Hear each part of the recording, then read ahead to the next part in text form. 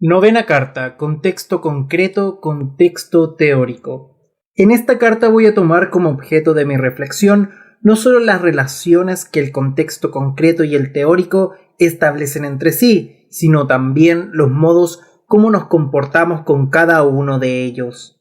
El sentido o uno de los sentidos principales que me motiva a tratar este tema es el de subrayar la importancia de la relación en todo lo que hacemos en nuestra experiencia existencial, en cuanto a experiencia social e histórica, la importancia de la relación entre las cosas, de los objetos entre sí, de las palabras entre ellas, en la composición de las frases y de estas entre sí, en la estructura del texto, la importancia de las relaciones entre las personas, de la manera como se unen, la agresividad, la amorosidad, la indiferencia, el rechazo o la discriminación subrepticia o abierta.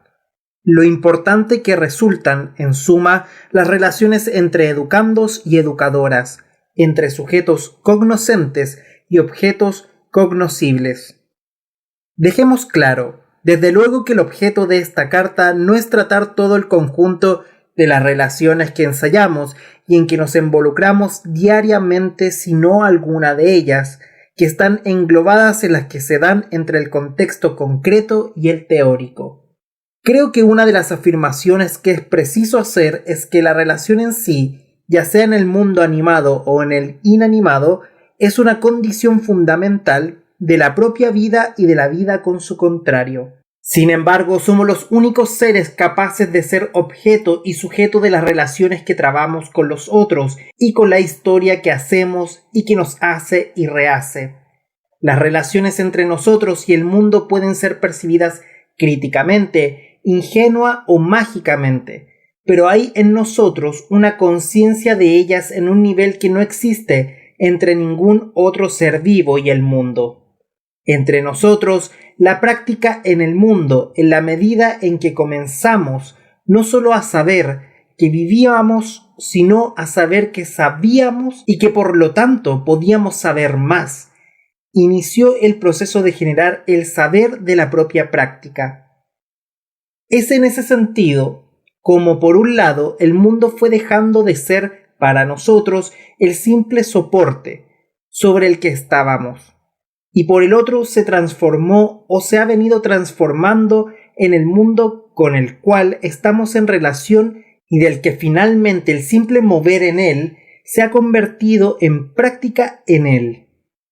De este modo, la vida se ha ido transformando en una acción en el mundo desarrollada por sujetos que poco a poco han ido ganando conciencia de su propio hacer sobre el mundo. Fue la práctica la que fundó el habla sobre ella y su conciencia generó a su vez práctica.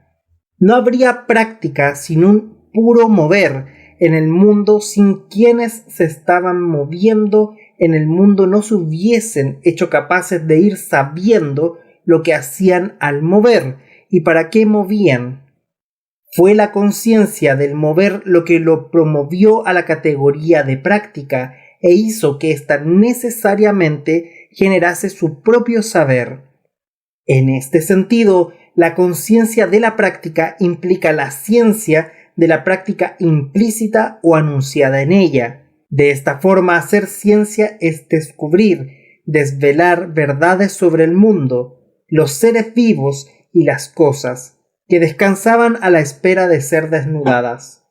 Es darle sentido objetivo a algo que nuevas necesidades emergentes de la práctica social plantean a las mujeres y a los hombres. La ciencia, quehacer humano que se da en la historia, que hacen mujeres y hombres con su práctica, no es por eso mismo una a priori de la historia. La práctica de la que tenemos conciencia exige y gesta su propia ciencia. Por eso no podemos olvidar las relaciones entre la producción, su técnica indispensable y la ciencia. Una de las ciencias que más se ha beneficiado con la producción, según dice Adolfo Sánchez Vázquez, es la física. Su nacimiento como tal es tardío. En su estado característico no la conocieron ni en la antigua Grecia ni la Edad Media. el escaso desarrollo de las fuerzas productivas en la sociedad esclavista griega y en el feudalismo determinaban que en aquellas épocas no se sintiese la necesidad de crear la física. La ciencia física surge en la Edad Moderna con Galileo Galilei, correspondiendo a las necesidades prácticas de la industria naciente. Destaco la necesidad de que, dentro del contexto teórico, tomemos distancia de lo concreto en el sentido de percibir cómo se encuentra implícita su teoría en la práctica ejercida por él, teoría que a veces ni sospechamos o escasamente conocemos. El profesor Adao Cardoso, biólogo de la Universidad de Campinas, me contó que una vez fue invitado por un joven indígena del interior de la Amazonía a aprender a utilizar el arpón de la pesca. Respondiendo a la interrogación provocadora del científico que le preguntaba por qué no le tiraba el arpón al pez, sino que lo tiraba entre este y el costado del barco, el joven respondió: «No, yo le tiré al pez. Usted no vio bien porque a veces los ojos mienten». El indígena explicaba el fenómeno de la refracción a su manera, en el plano de la ciencia que su práctica le permitía. Gracias a su práctica y a la práctica de su aldea, el joven indígena tenía intimidad con el fenómeno y lo operaba acertadamente. Sin embargo, no tenía la razón de ser del fenómeno. Aún hay algo más que me gustaría comentar en relación con esos dos contextos y cómo nos comportamos en ellos. Comencemos por el contexto concreto. Pensemos en los momentos importantes de un día nuestro en el contexto de lo cotidiano.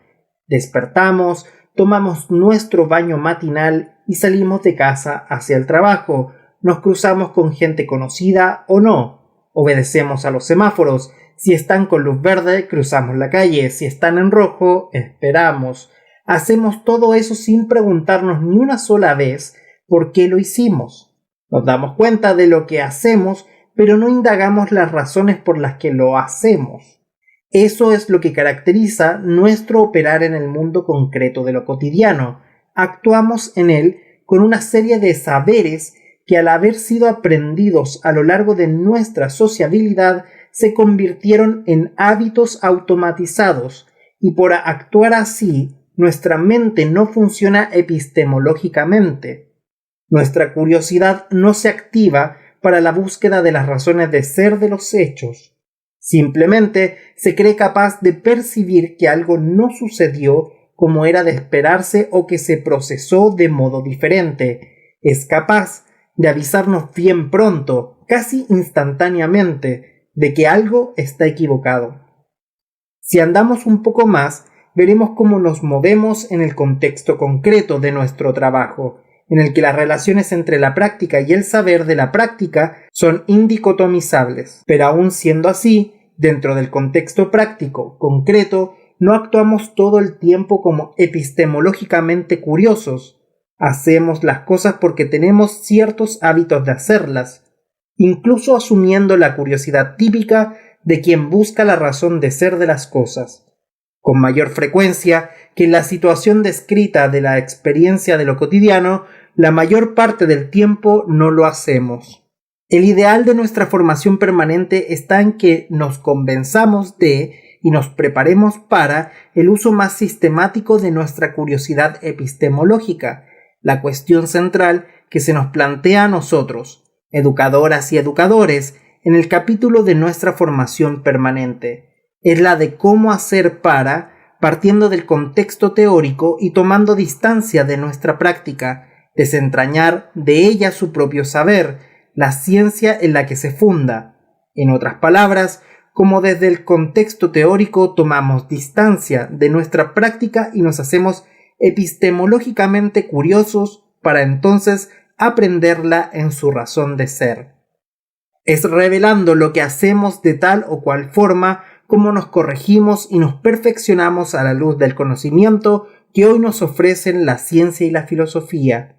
Eso es lo que llamo pensar la práctica, y es pensando la práctica como aprendo a pensar y a practicar mejor, y cuanto más pienso y actúo así, más me convenzo, por ejemplo, de que es imposible que enseñemos contenidos sin saber cómo piensan los alumnos en su contexto real, en su vida cotidiana, sin saber lo que ellos saben independientemente de la escuela, para ayudarlos, por un lado, a saber mejor lo que ya saben, y por el otro lado, para enseñarles, a partir de ahí, lo que aún no saben. No podemos dejar de considerar las condiciones materiales desfavorables que experimentan muchos alumnos de las escuelas de la periferia de la ciudad, lo precario de sus viviendas, la deficiencia de su alimentación, la falta de actividades de lectura de la palabra en su vida cotidiana, de estudio escolar, su convivencia con la violencia y con la muerte, de la que casi siempre se vuelven íntimos. Generalmente, todo esto es tomado en consideración pocas veces, no solo por la escuela básica o de primer grado, sino también por las escuelas de formación de maestros. Sin embargo, esta situación desempeña un papel enorme en la vida de los Carlos, de las Marías, de las Cármenes, e innegablemente marca la manera cultural de estar siendo de esos niños. Cierta vez me buscó, cosa que sucede de vez en cuando, un grupo de jóvenes que concluían la carrera de magisterio en una escuela de San Pablo. Eran jóvenes de clase media con buenas condiciones de vida. Se declaraban asustadas, casi como si estuviesen siendo amenazadas por la posibilidad de asumir, más temprano o más tarde, alguna clase en una escuela de la periferia. Hemos hecho todo el curso sin que jamás se nos haya hablado sobre lo que es una favela, de los niños y niñas de las favelas. Lo que sabemos de estas zonas de la ciudad, ya sea por los periódicos o por la televisión, es que son escenario de la más absoluta violencia y que los niños pronto se transforman en marginales, me decían ellas. Las jóvenes hablaban de la favela como si ella se crease a sí misma y no como el resultado de la lucha por la supervivencia a la que las injusticias estructurales de una ciudad perversa empujan a los expulsados de la vida. Me hablaban de la favela como el rincón del desvío ético y como el lugar de los perdidos, y me hablaban casi sin esperanza de los niños y niñas de las favelas. Frente a todo esto, yo por lo menos no veo otro camino para caminar con mi legítima rabia, con mi justa ira y con mi indignación necesaria que el de la lucha político-democrática de la que puedan ir resultando las transformaciones indispensables en la sociedad brasileña, sin las cuales este estado de cosas se agrava en lugar de desaparecer. Por eso es que, para mí, las grandes obras no son los túneles que atraviesan las ciudades de un lado al otro ni los verdes parques colocados en las zonas felices. También son todo eso, siempre que se le dé prioridad al trabajo por la humanización de la vida de quienes han sido impedidos de ser desde la invención del Brasil, las clases populares.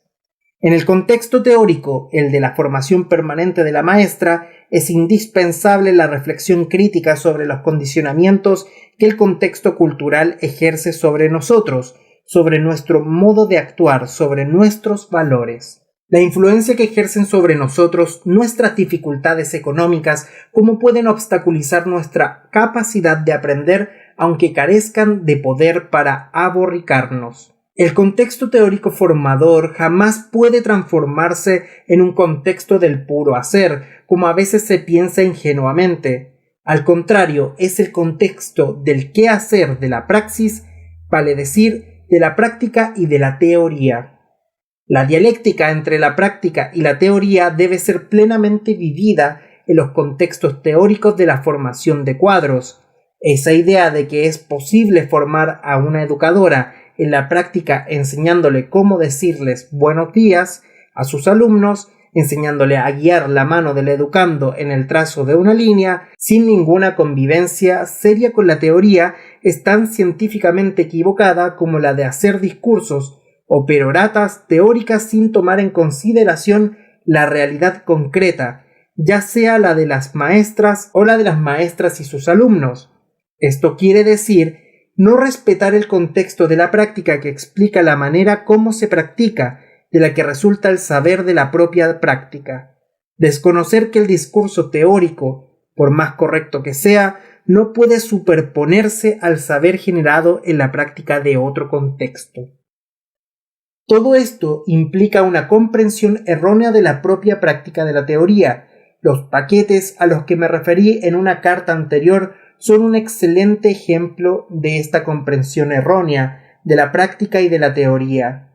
Un ejemplo excelente de cómo hasta los progresistas pueden actuar reaccionariamente.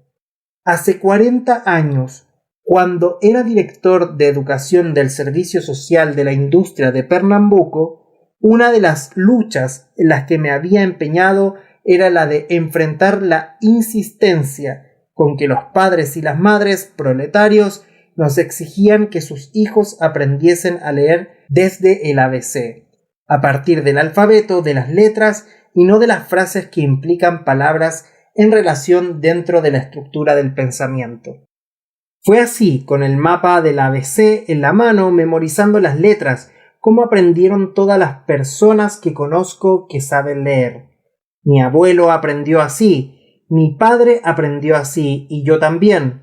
¿Por qué mi hijo no? Me decían casi a coro en los llamados círculos de padre y maestro que yo coordinaba. Fue participar en aquellos encuentros, en aquellos debates, los que por un lado me permitió ir tomando conocimiento de que la práctica social de la que formamos parte va generando un saber propio, y por el otro de que el saber de experiencia hecho debe ser respetado. Aún más, su superación pasa por él. Todavía me acuerdo de cómo fui aprendiendo a ser coherente y que la coherencia no es connivencia. Por un lado, yo ya defendía en aquella época el derecho de las familias a la participación en el debate de la propia política educativa de la escuela, pero por el otro reconocía mucho desacierto por parte de los padres, como por ejemplo la exigencia de que alfabetizáramos a los niños a partir de las letras, o las constantes solicitudes de que fuésemos duros con los niños. Muchos de los padres decían: los golpes son lo que hacen macho al hombre, el castigo es lo que hace que los niños aprendan. Estas ideas, o alguna de ellas, a veces eran compartidas por los maestros que en la intimidad de su cuerpo alojaban la ideología autoritaria dominante. En el fondo, tanto o casi tanto como los padres, algunas maestras sentían miedo y odio por la libertad, miedo a los educandos, y se cerraban para no percibir todo lo que hay de demandante en el proceso de conocer, pero también de apasionante, gratificante y provocativo en la alegría.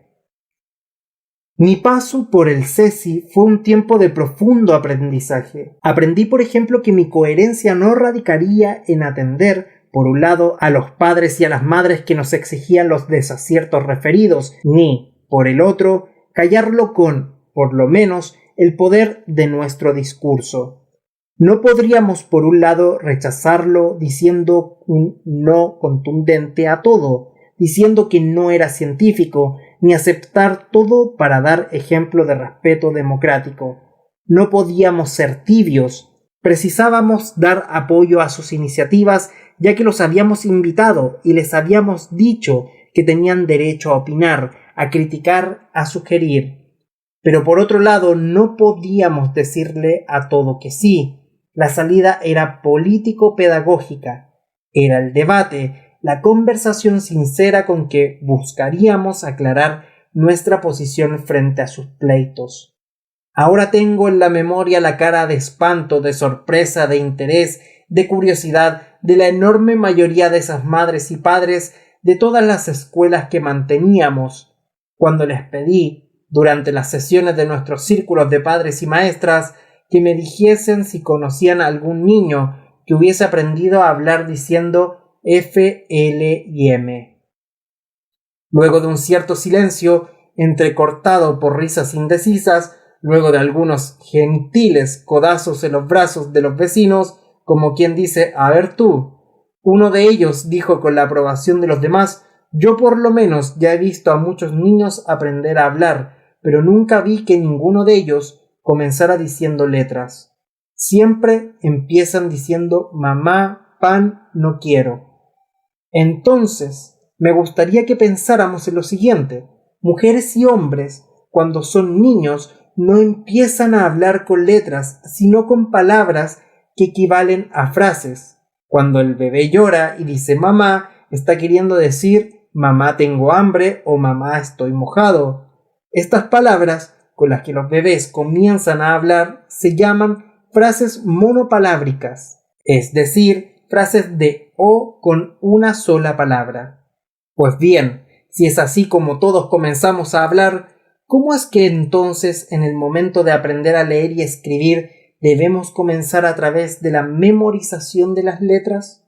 En rigor, nadie le enseña a hablar a nadie. Uno aprende en el mundo, en la propia casa, en la sociedad, en la calle, en el barrio, en la escuela. El habla, el lenguaje propio, es una adquisición. Uno aprende el habla socialmente. El habla viene mucho antes que la escritura, así como cierta escritura o el anuncio de ella viene mucho antes de lo que nosotros llamamos escritura.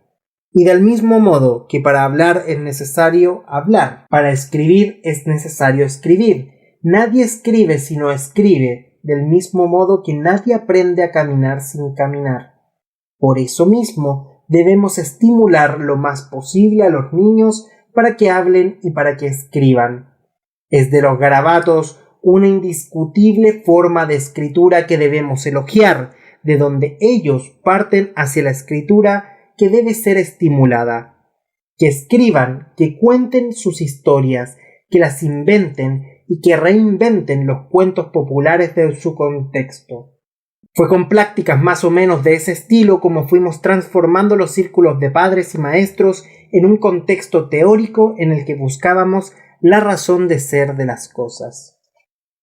Me acuerdo de una conversación que tuve en particular con una madre angustiada. Me habló de un niño de 10 años al que consideraba imposible, pendenciero, desobediente, diabólico, insoportable. La única salida que me quedaba es amarrarlo al tronco de un árbol en el fondo de la casa. Concluyó con cara de quien estaba atando al niño en aquel instante. Yo le dije, ¿por qué no cambia usted un poco su forma de castigar?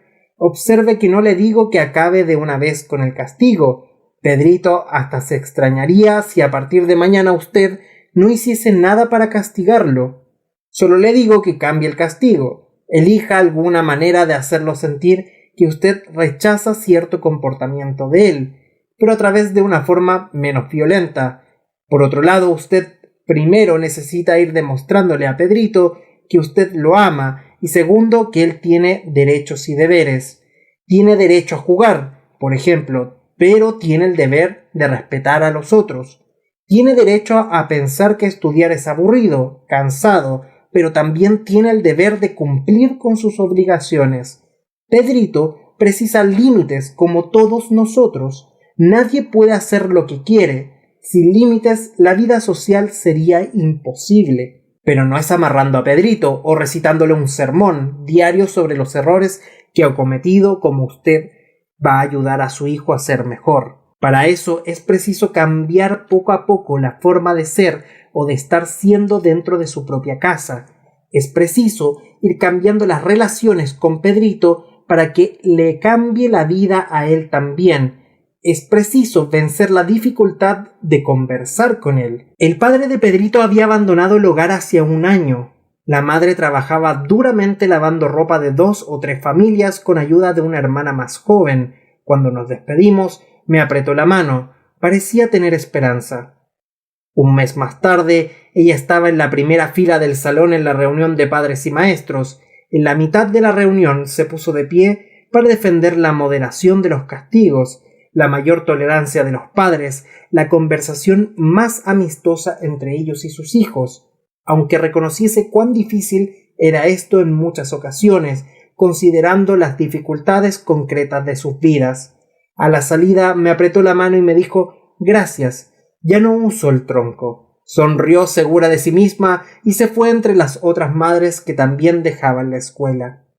Como contexto práctico teórico, la escuela no puede prescindir del conocimiento de lo que sucede en el contexto concreto de sus alumnos y de sus familias. ¿Cómo podemos atender ¿Cómo podemos entender las dificultades durante el proceso de alfabetización de los alumnos sin saber lo que sucede en su experiencia en casa, así como en qué medida es o viene siendo escasa la convivencia con palabras escritas en su contexto sociocultural?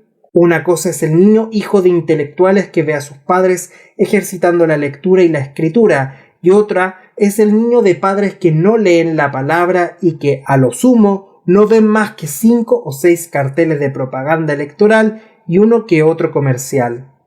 Cuando fui secretario municipal de educación del gobierno de Luisa Erundina, de 1989 a 1991, en San Pablo, durante una de las tantas entrevistas que di, propuse la posibilidad de que alguna empresa aceptase la idea de plantar frases en lugares significativos de localidades iletradas, bajo la orientación pedagógica de la Secretaría. La intención era provocar la curiosidad de los niños y de los adultos. Se trataba de frases que tuviesen que ver con la práctica social de la zona y que no les fuesen extrañas. Frases que también serían aprovechadas por las escuelas de los alrededores de la zona de la experiencia. Cuando viví y trabajé en Chile como exiliado, vi, entre sorprendido y feliz, frases grabadas en los troncos de los árboles por los alfabetizandos en una zona de reforma agraria en la que se desarrollaba un trabajo de alfabetización para adultos. La socióloga María Edi Ferreira denominó a aquellos campesinos sembradores de palabras. No quiero que se piense que una comunidad que hoy es iletrada mañana se volverá letrada solo porque plantamos palabras y frases en ella. No, una comunidad se va haciendo letrada en la medida en que así lo exigen sus nuevas necesidades sociales, de naturaleza material y también espiritual. Sin embargo, antes de que ocurran estos cambios, es posible ayudar a los niños a leer y a escribir utilizando artificios del estilo de plantar frases. La formación permanente de las educadoras, que implica la reflexión crítica de la práctica, se apoya justamente en esta dialéctica entre aquella y la teoría. Los grupos de formación en los que esa experiencia se sumergiese en la práctica para iluminar en ella se da, y el proceso en el cual se da lo que se da, son, si se realizan bien, la mejor manera de vivir esa formación permanente. El primer punto que debe ser afirmado en relación con los grupos de formación, en la perspectiva progresista en la que me sitúo, es que ellos no producen sin la necesaria existencia de un liderazgo democrático, alerta, curioso, humilde y científicamente competente. Sin esas cualidades, los grupos de formación no se realizan como verdaderos contextos teóricos. Sin ese liderazgo, cuya competencia científica debe estar por encima de la de los grupos, no se logra la revelación de la intimidad de la práctica ni es posible sumergirse en ella. Para iluminarla a fin de percibir los equívocos y los errores cometidos y las traiciones de la ideología o los obstáculos que dificultan el proceso de conocer. Un segundo aspecto tiene que ver con la operación de los grupos, es el que se refiere al conocimiento que estos deben tener de sí mismos.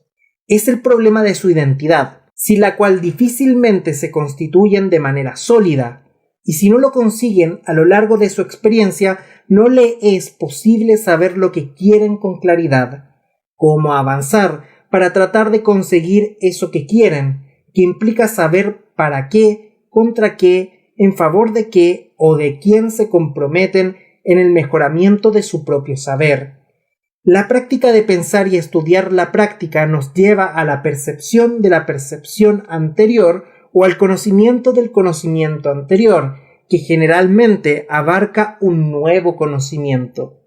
En la medida en que vamos progresando en el contexto teórico de los grupos de formación, en la iluminación de la práctica y en el descubrimiento de errores y equivocaciones, también vamos ampliando necesariamente el horizonte del conocimiento científico, sin el cual no nos armamos para superar los errores cometidos y percibidos.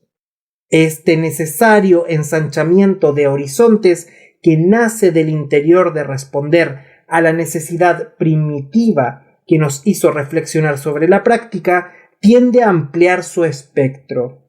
La aclaración de un punto aquí desnuda otro allí, que igualmente precisa ser descubierto. Esa es la dinámica del proceso de pensar la práctica. Por esto es que pensar la práctica enseña a pensar mejor, del mismo modo en que enseña a practicar mejor. En este sentido, el trabajo intelectual en un contexto teórico exige poner plenamente en práctica el acto de estudiar, del que la lectura crítica del mundo no puede dejar de formar parte, incluyendo la lectura y la escritura de la palabra. Leer y escribir textos se complementan de tal modo, más que eso, se identifican en el contexto teórico, que si son eficaces, no cabe decir en ellos no sé escribir, no sé leer.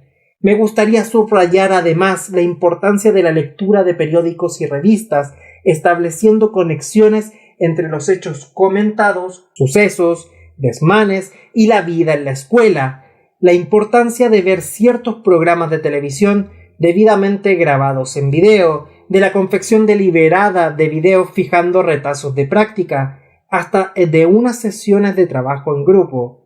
Ningún recurso que pueda ayudar a la reflexión sobre la práctica, del que pueda resultar su mejora en la producción de más conocimiento, puede o debe ser menospreciado.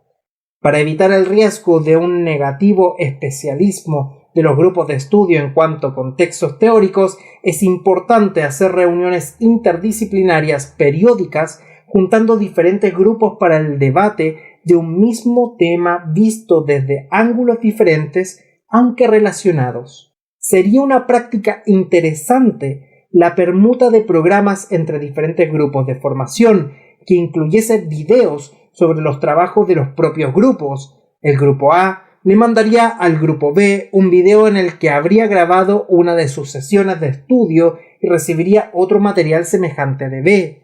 Ambos grupos se comprometerían a grabar sus reacciones frente a la actividad del otro. Las experiencias de reflexión se ampliarían de manera extraordinaria. En Tanzania, África Ecuatorial, conocí una experiencia de enorme eficacia. Un cineasta canadiense filmaba las discusiones entre una comunidad campesina y un agrónomo sobre la producción de la próxima temporada agrícola. A continuación, le mostraba la película a otra comunidad a 100 kilómetros de distancia y filmaban el debate sobre el debate previo. Después regresaba a la comunidad anterior y les mostraba la reacción de los compañeros que ellos ni siquiera conocían. De esta forma se disminuían las distancias entre las comunidades, se ampliaba el conocimiento sobre el país, se establecían vínculos necesarios y se viabilizaba un grado más crítico de la comprensión de la realidad nacional. En poco tiempo, según me dijo el cineasta, cubrirían gran parte de Tanzania, lo que ciertamente le creaba ciertos problemas con las zonas más retrógradas del país. Desafiar al pueblo a leer críticamente el mundo siempre es una práctica incómoda para los que apoyan su poder en la inocencia de los explotados. Quien juzga lo que hago es mi práctica, pero mi práctica teóricamente iluminada.